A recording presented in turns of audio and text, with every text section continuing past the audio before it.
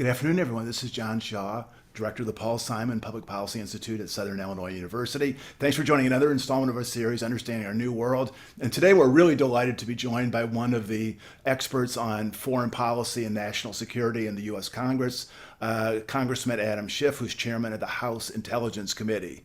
Congressman was born in the Boston area, moved with his family to Arizona and then to Northern California, attended Stanford as an undergrad, Harvard Law School, moved back to California, worked in the U.S. Attorney's Office for a time. Then he was elected to the state Senate in California, served there for a term, became the chairman of the Senate Judiciary Committee, and then in 2000 was elected to the U.S. House, has spent a lot of his time on the Intelligence Committee, became its chairman in 2019, and also about a year ago wrote a really tremendous memoir called Midnight in Washington, How We Almost Lost Our Democracy and Still Could. A really powerful and insightful memoir that we will discuss, among other things. So, Chairman Schiff, good afternoon.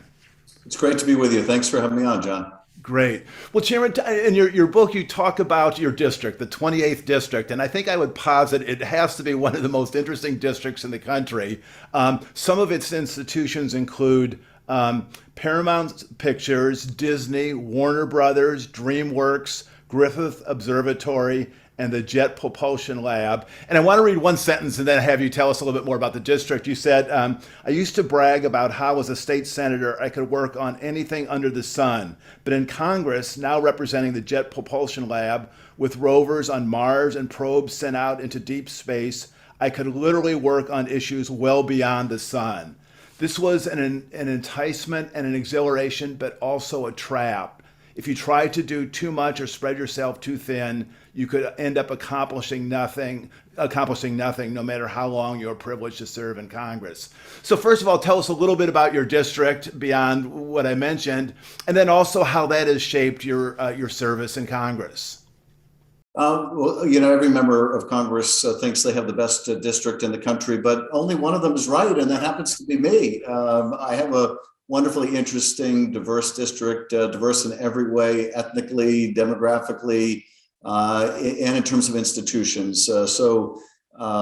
Yes, Hollywood is the predominant industry, which certainly makes it interesting. But we also have, premier engineering institutions, and I think chief among them, the Jet Propulsion Lab, which I just love. The work that they do is, I think, endlessly fascinating. And I just love interacting with the brilliant people who work at the lab and discussing what they're discovering about the world around us. But I mentioned that quote in the book because it really is a trap when you get to Congress. If you're interested in policy and issues, you can easily be lulled into wanting to try to do too many things.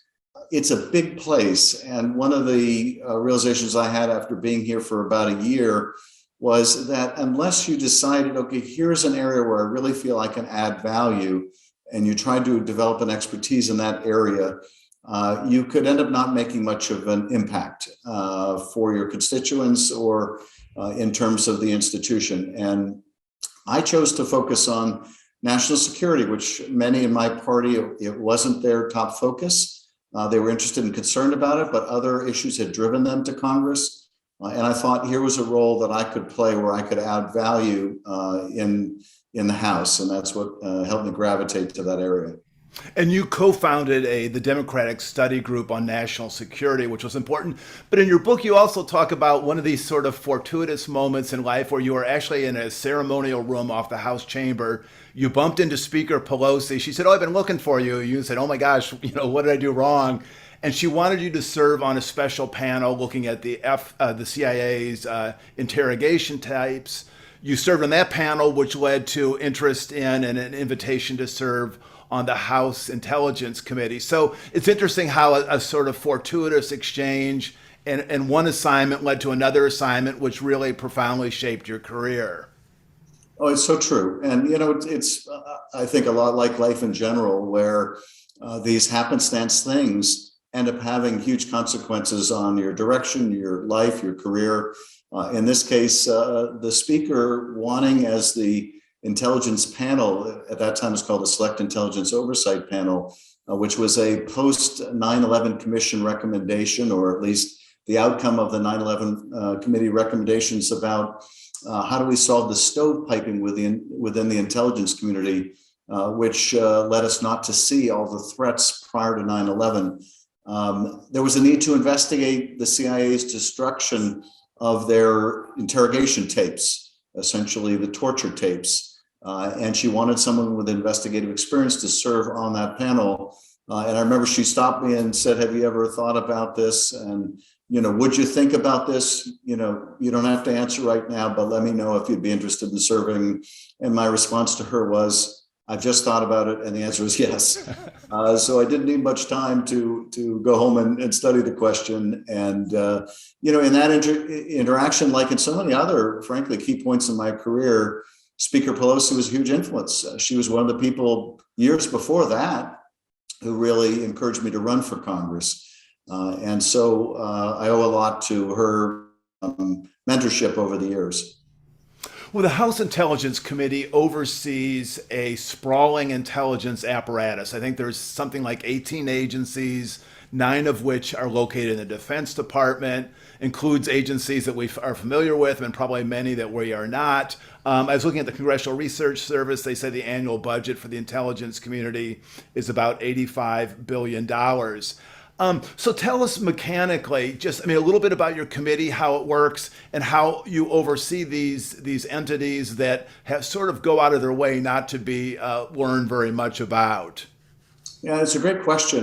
We meet in what we call affectionately the bunker.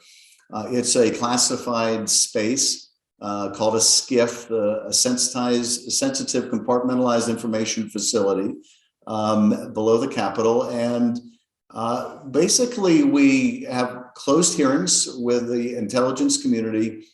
We had one today, for example, on the issue of transnational, extremist threats.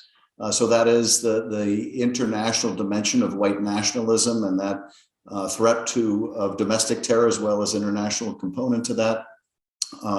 Other days, yesterday we had a hearing on Ukraine, as you might imagine. But in addition to doing oversight and developing policy that way, we set the budget for these agencies.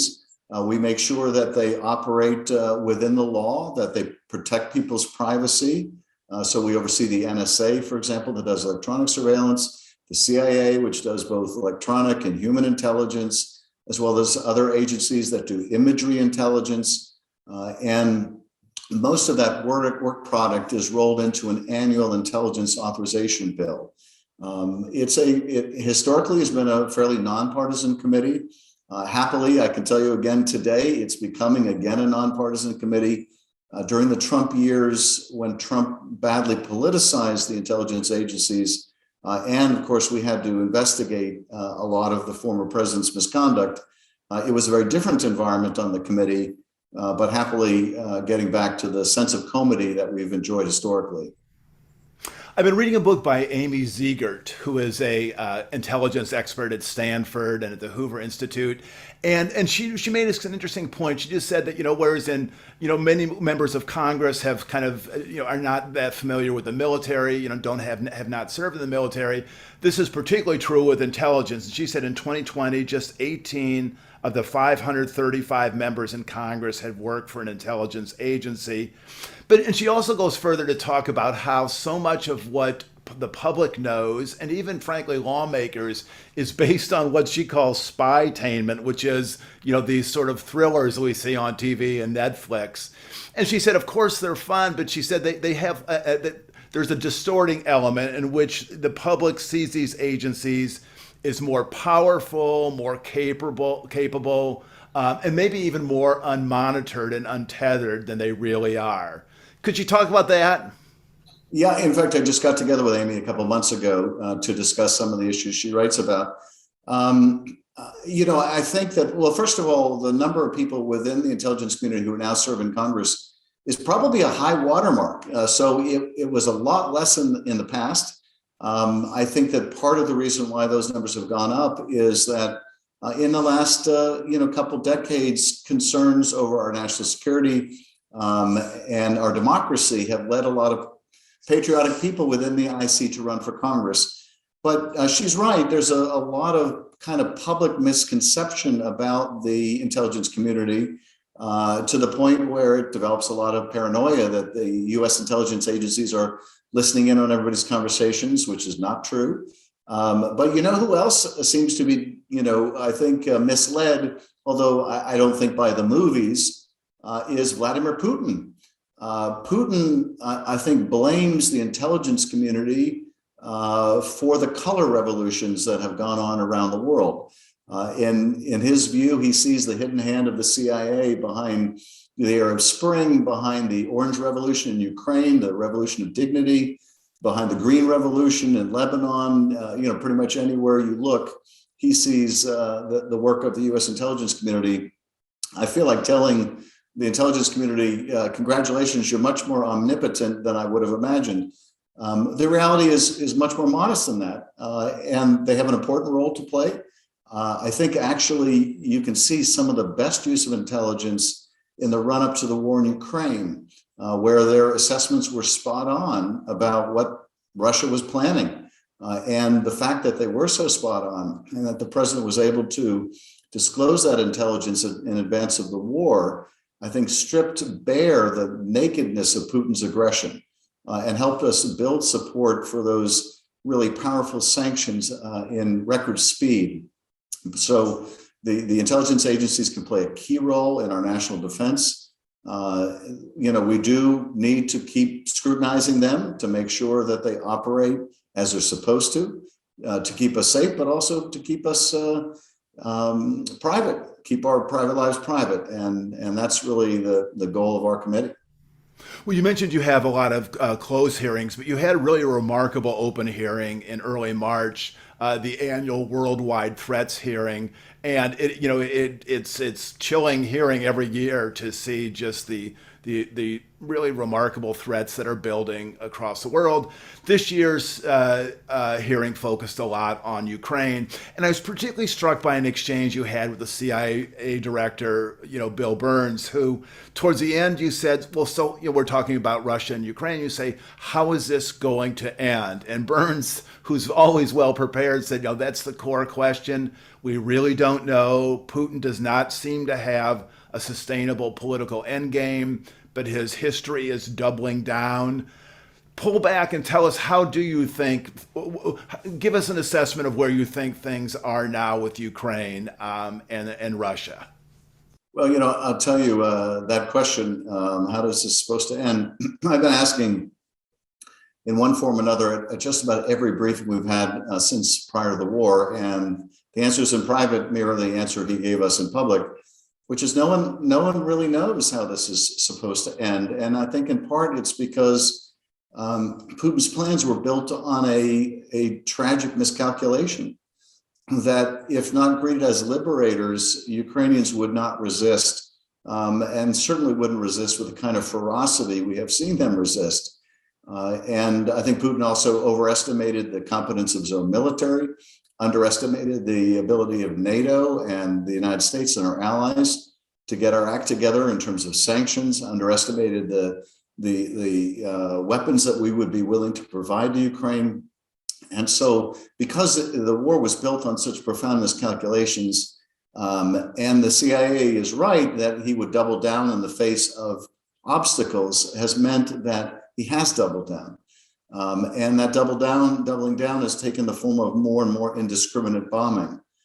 Now, we've seen just within the last few days, the Russian military announce that it is changing its focus to put more of an emphasis on eastern Ukraine, on shoring up the Russian presence in the Donbass, and is even pulling back forces around Kyiv. This is not because that was the Russian game plan all along, as they are intimating, but rather because they can't sustain what they're doing in the face of this vigorous Ukrainian opposition. Ukrainians were pushing them back, and so their going back is not a virtue on their part, it's a necessity.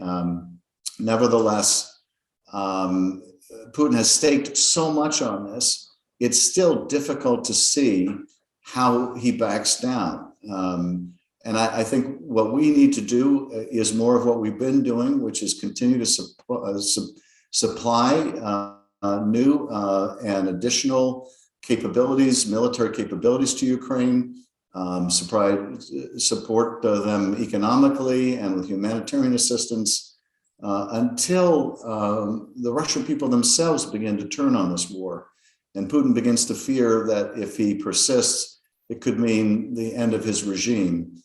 It's hard for me to see him backing down short of that.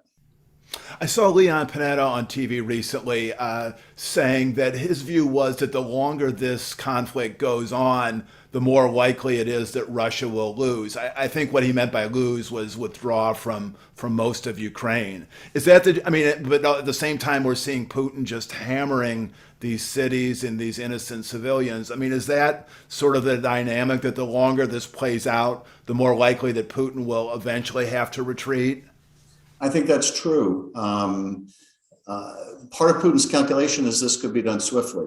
It could be done so swiftly the U.S. wouldn't be able to put into effect with its allies punishing sanctions, or that they could find end runs around them for as long as they need because it wouldn't be that long.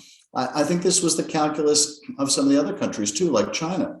I think President Xi expected this to be over quick and has to be concerned with being stained by what Putin is doing if China helps Russia evade sanctions or provides them with military support. So I think that the longer this goes on, the more unsustainable it is for Russia, the more they're forced to trim their hopes and expectations in Ukraine.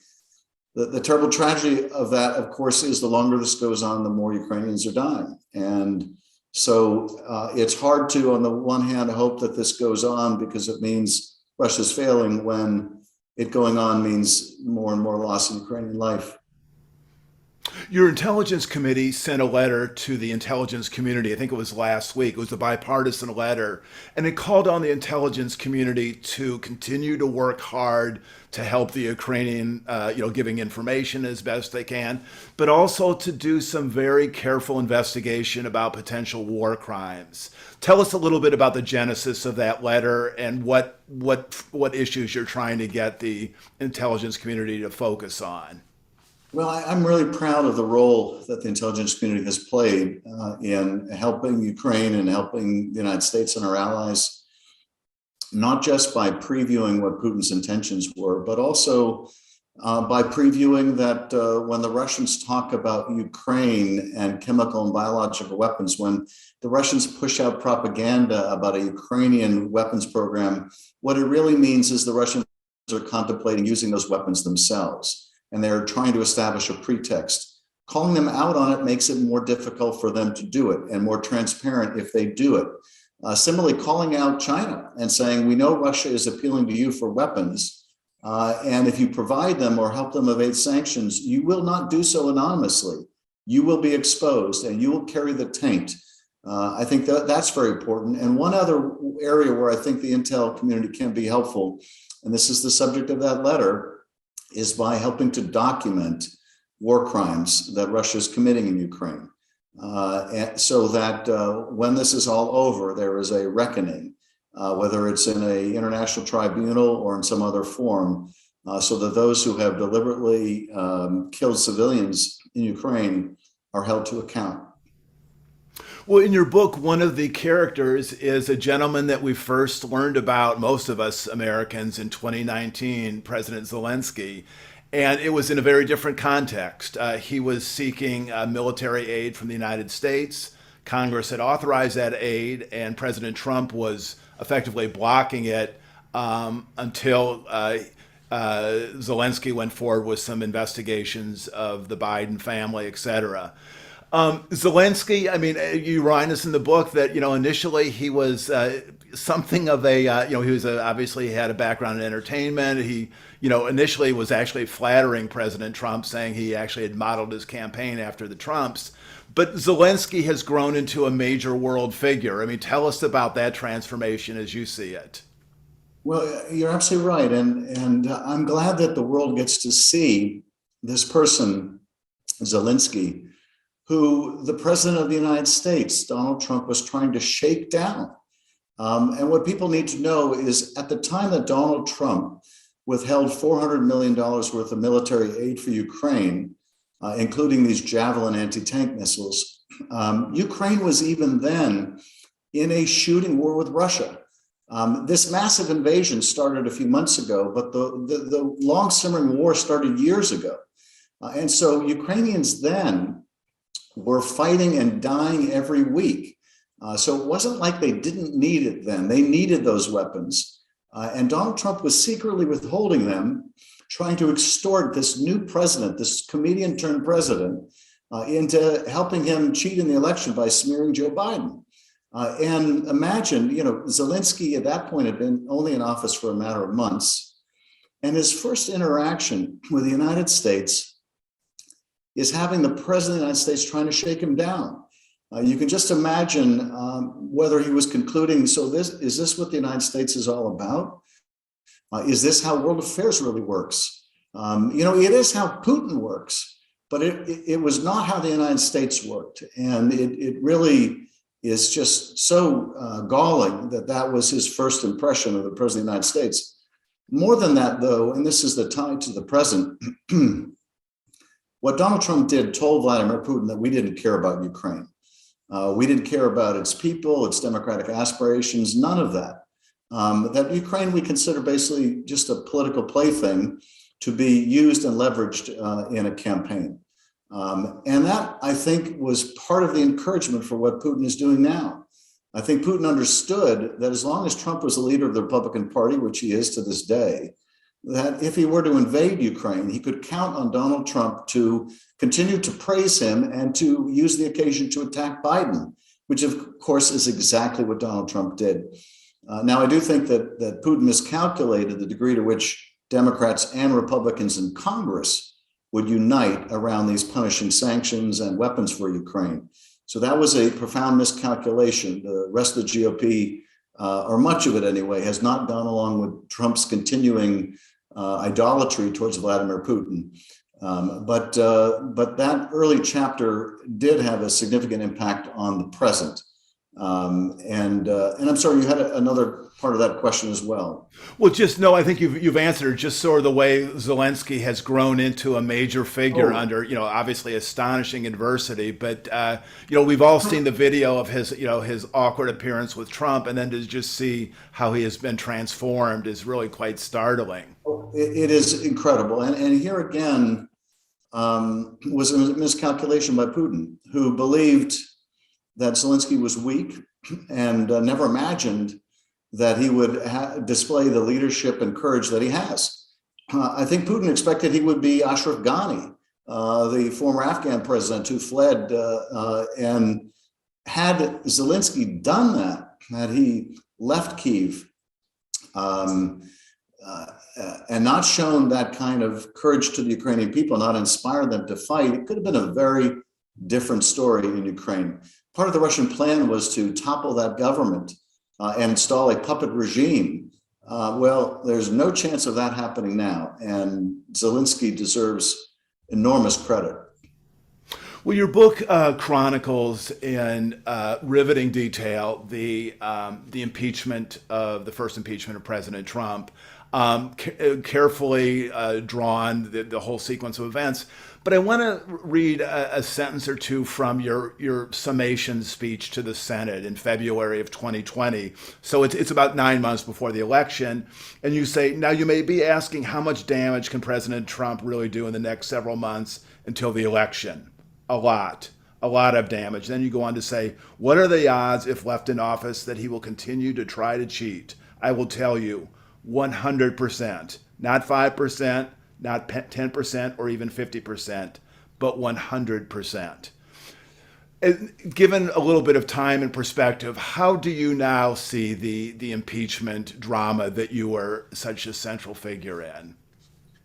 Well, I think it's so tragic that seeing what he was made out of, seeing that this was a person who couldn't tell the truth, doesn't know right from wrong, is fundamentally indecent and would be a danger, and yes, would continue trying to cheat, that the Senate couldn't muster the courage to do the right thing. knowing that he was guilty. And indeed, the Republican senators that voted to acquit, so many of them admitted that he was guilty, and yet wouldn't convict. And, you know, the prediction I made in that trial that if he was left in office, they found him guilty but didn't remove him, that this is what we could expect. It wasn't like I required a crystal ball for that. It didn't require any great clairvoyance. It just required seeing who he was.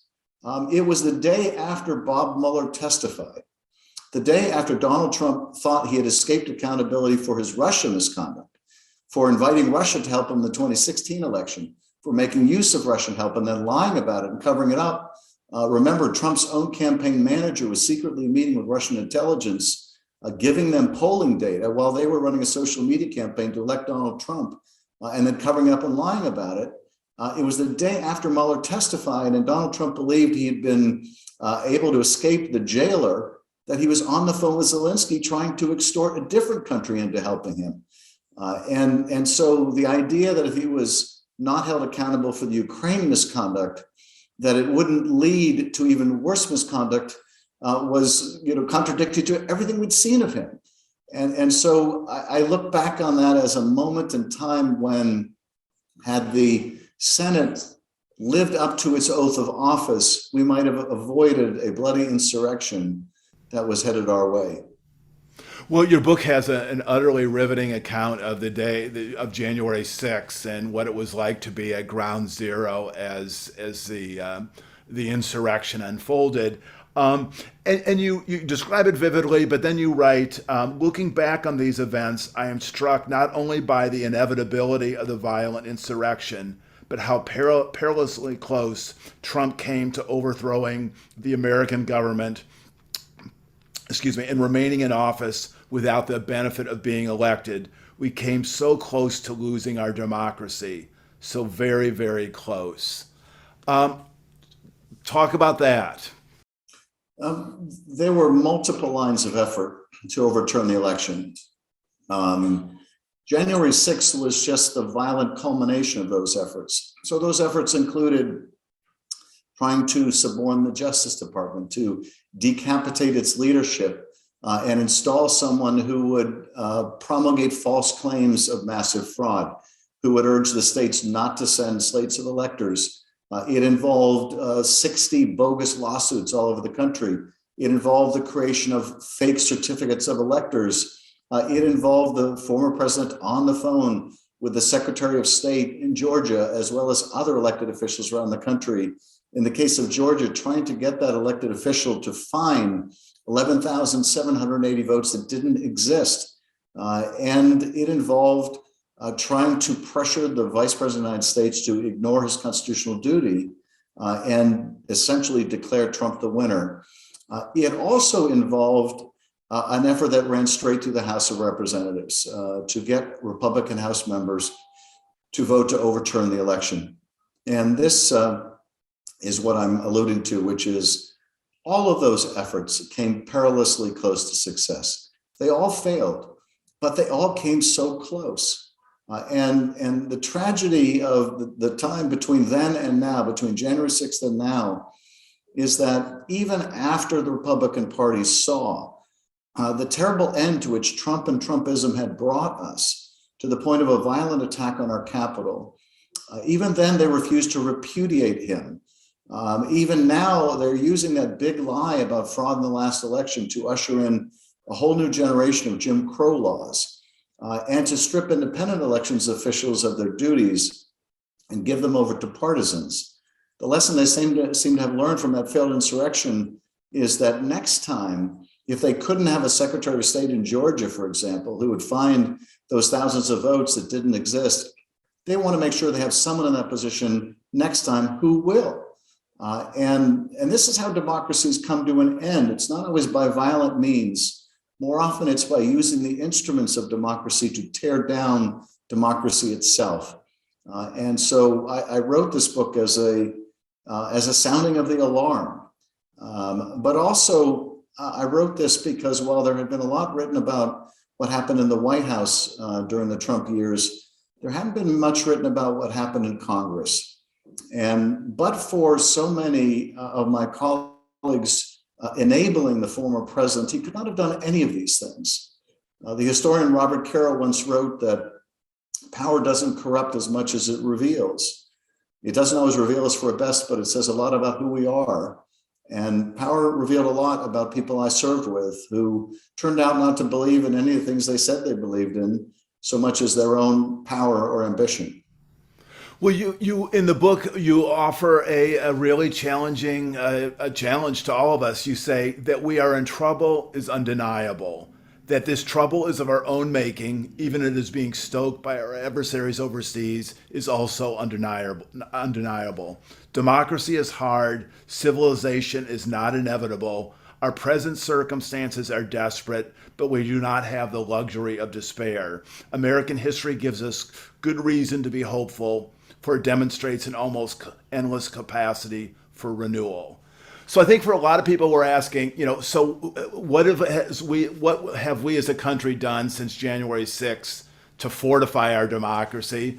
What can average citizens do to fortify our democracy? What can places like the Paul Simon Public Policy Institute do to fortify our democracy? What can we do to avert this potential catastrophe that maybe still is lurking off in the distance? Well, legislatively, one of the packages of bills that I introduced is called the Protecting Our Democracy Act. It is what I began talking to the speaker about a couple of years ago, our own set of post-Watergate reforms designed to address all of the abuses of power we witnessed over the last several years. So it includes things like expediting enforcement of congressional subpoenas. It involves stiffening penalties under the Hatch Act, so that the president can't use the federal workforce or the White House lawn for political conventions and as an arm of their campaign. It involves doing away with the ability to evade Senate confirmation of top-level appointments through multiple temporary appointments and a whole host of other reforms. That package passed in the House. We still need to get it passed in the Senate. And that package, along with the voting rights legislation, H.R. 1, I think are among the most important legislative reforms. But at a more grassroots level, I think the point of the spear right now, that spear pointed at the heart of our democracy, are these voter disenfranchisement efforts. These efforts to run out of town, sometimes with death threats, local, nonpartisan elections officials. They need our protection. They need our encouragement. They need our support.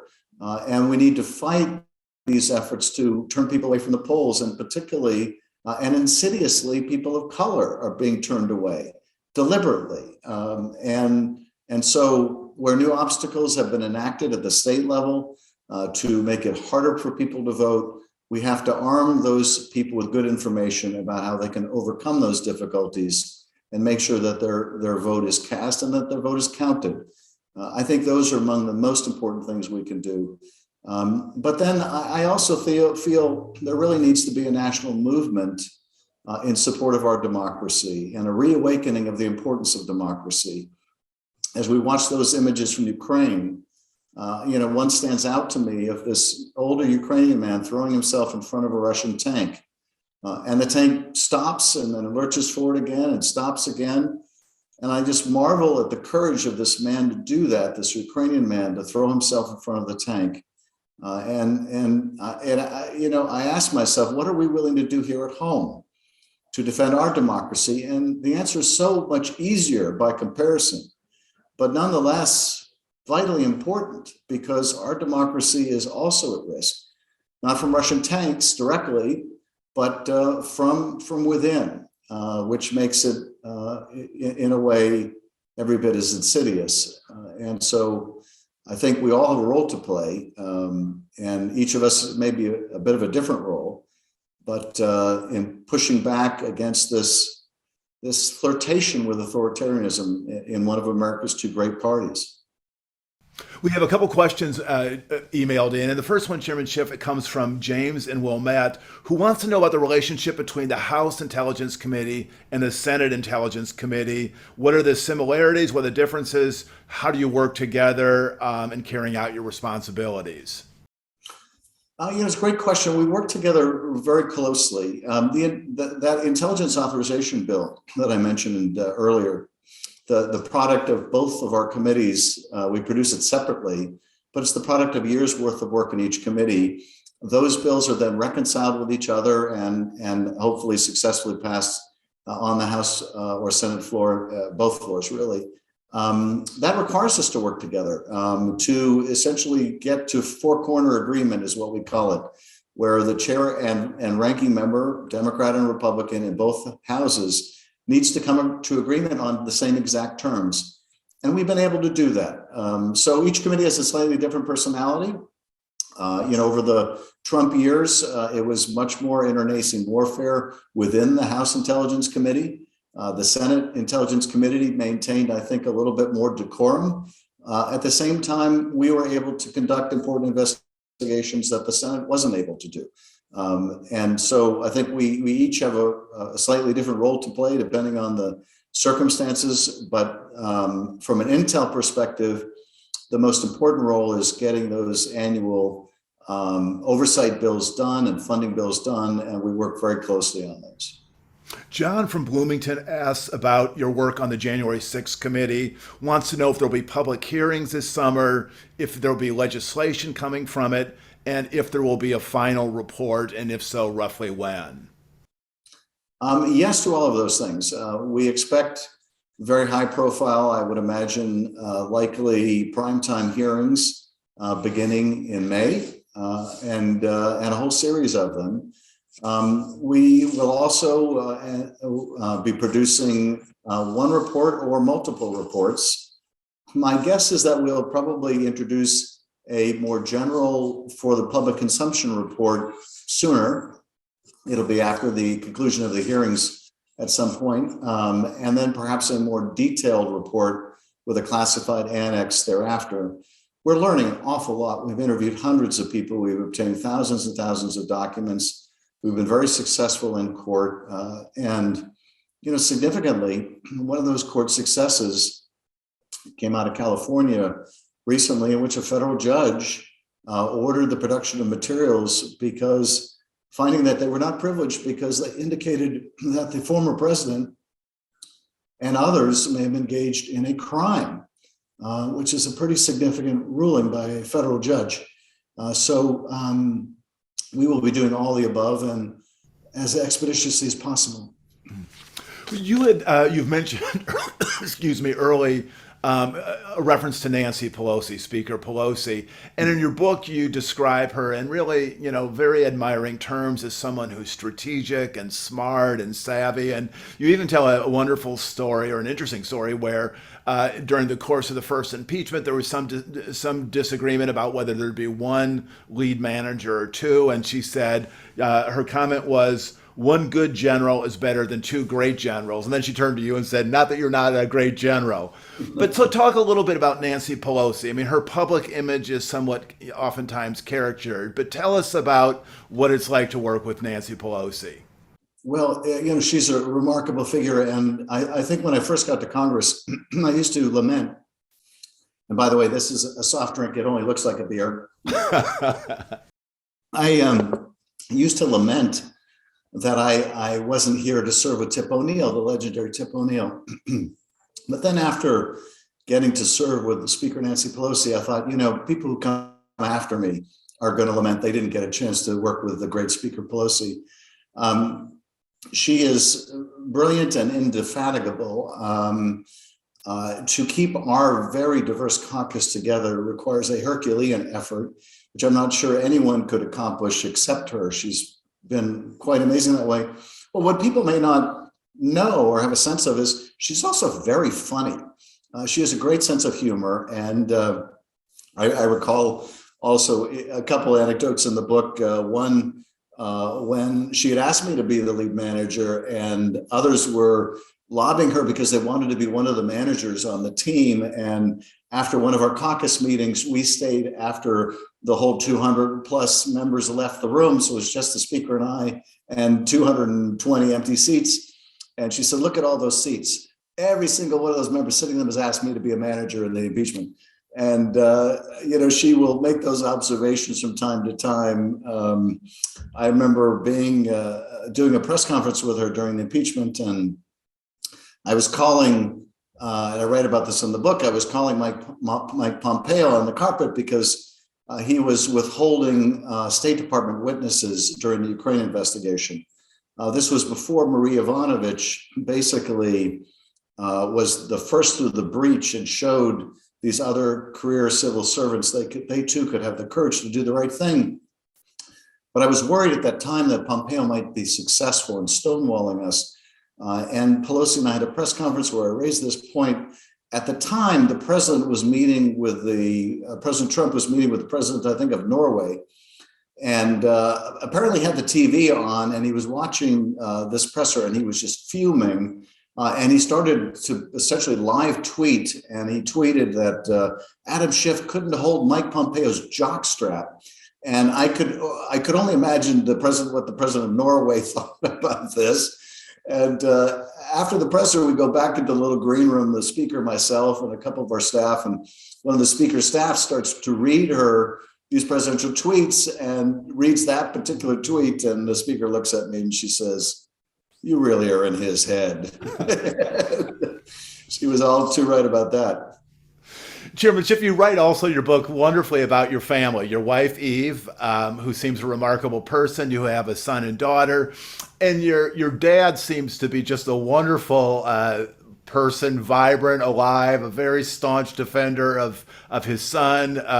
Had kind of a sharp encounter. I don't know if he was an assisted living place, but someone wanted to turn on Fox and he wanted to turn on MSNBC, and they had a little bit of a verbal exchange, and he was asked if he would refrain from any kind of strong comments, and he said, "Can't give you any ironclad guarantees." Tell us a little bit about your dad. Well, my dad is 94, and he's wonderful and has taught me so much, and he's an incredible character. And he lives in Boca, and he's gotten into more of his share of altercations over the work of his son. In this case, I think what really perturbed him was an attack on his son by this person he was quarreling with at the club. But you're right, he was hauled up before the board for using an obscenity in reply to this guy, and asked if he would commit to not using that obscenity in the club again, they would let him off. And my dad said, "Well, I will do my very best, but I'm not sure I can give you an ironclad guarantee." So I enjoyed writing about some of the scenes I couldn't write about with my father. I would have liked to, but I did get to include several of them. Great. Well, final question. I know you're going to have to run off to a vote, but in your book, you say tantalizingly, "I'm from Los Angeles, so of course I've written screenplays." Tell us about your screenplays that you've written, and also maybe more seriously, if you have another book that you're contemplating. Over the years, beginning before I was in the state legislature, I started to write screenplays. I've written 3. I had an agent at William Morris at one point. And, it was kind of funny. When I was in the state Senate, one of my colleagues was a senator named Steve Peace, who was a filmmaker prior to being in the state Senate. And he made a lot of these sort of low budget cult films, like Attack of the Killer Tomatoes was one of his films. So I went up to Steve on the state Senate floor one day. I was very excited because my agent had sent me something from Paramount that was just glowing about my screenplay. And I said, "Wow, isn't this great, Steve? And I'm getting this great feedback and that great feedback." And Steve looks at me with this just complete dismissive tone. He says, "Adam, there are 2 kinds of answers in Hollywood. There's yes, and there's here's the check. You're getting a lot of the former and none of the latter." So he taught me something important about Hollywood. But in terms of the present, I was really only able to write the book Midnight in Washington because of the pandemic. The first several months, I had a lot of time at home, like so many Americans. It was, I think, important for me to write, both as a matter of history and to sound the alarm. It was hard to write, to live through this again. And I think what I would like to do next is write a work of fiction, not a screenplay, I don't think, but maybe be a novel, it would be enjoyable and a nice diversion. So I think my next writing project will probably be that, if I should find the time. Great. Well, thank you so much for your time today. We really appreciate it. And I would recommend to all of our viewers Midnight in Washington. It's really well written, very vivid, and raises some of the most profound questions about what we are facing today. And Mr. Chairman, if when conditions allow, if your travel plans take you through Illinois, we'd love to bring you to the Paul Simon Institute and show you around and give you a sense of some of the things that Senator Simon did in his retirement and the legacy we're trying to perpetuate. I would love that. I'm a big fan of the senator and his legacy, and now of your institute. So thank you very much for the invitation. Great. Thank you. And thanks to all you for joining another edition of our series, Understanding Our New World. We will have this conversation with Chairman Schiff on our YouTube channel tomorrow. So please look at it, send it to family and friends. And thank you for supporting the Institute and keeping the memory of Paul Simon alive and well. Thanks so much.